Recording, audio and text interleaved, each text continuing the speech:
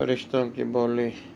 حافظ الحدیث عامر بن شرجیل متوفی 190 ہجری، جو کہ امام شعبی کے لقب سے مشہور ہیں، بہت ہی عظیم الشان تابعی محدث ہیں۔ ان کی علمی جلالت اور عظمت شان کے لیے یہی کافی ہے کہ امام زہری ببانگ دہل فرمایا کرتے تھے کہ عالم حدیث کہلانے کے لیے مستحق صرف 4 ہی شخص ہیں: امام شعبی کوفہ میں، حسن بصری بصرہ میں، سعید بن مسیب مدینہ میں، مکحول شام میں۔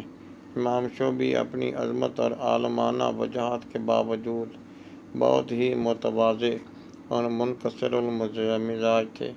ایک مرتبہ کسی نے آپ سے کوئی مسئلہ پوچھا تو آپ نے جواب میں لا اعلم فرمایا، یعنی میں نہیں جانتا۔ سائل نے طیش میں آ کر کہا کہ تمہیں شرم نہیں آتی؟ فقیہ عراق ہو کر کہتے ہو کہ میں نہیں جانتا؟ آپ نے نہایت ہی متانت سے جواب دیا کہ میں ایسی بات کہنے سے کیوں شرم کروں کہ جس بات کے کہنے سے فرشتے بھی نہیں شرمائے۔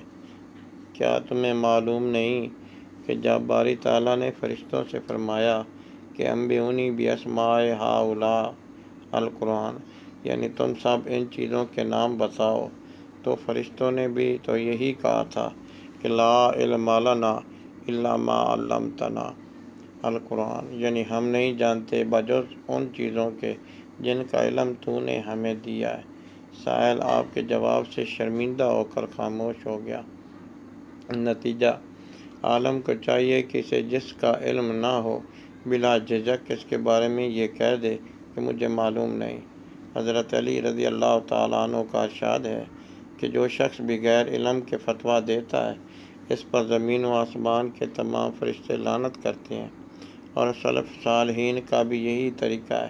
چنانچہ ہیثم بن جمیل کا بیان ہے کہ میں امام مالک رحمۃ اللہ تعالیٰ علیہ کی مجلس میں تھا، لوگوں نے آپ سے اس مجلس میں 48 مسائل دریافت کیے تو آپ نے 32 سوالوں کے جواب میں یہی فرمایا کہ لا اعلم، یعنی میں نہیں جانتا۔ سبحان اللہ، سچ ہے۔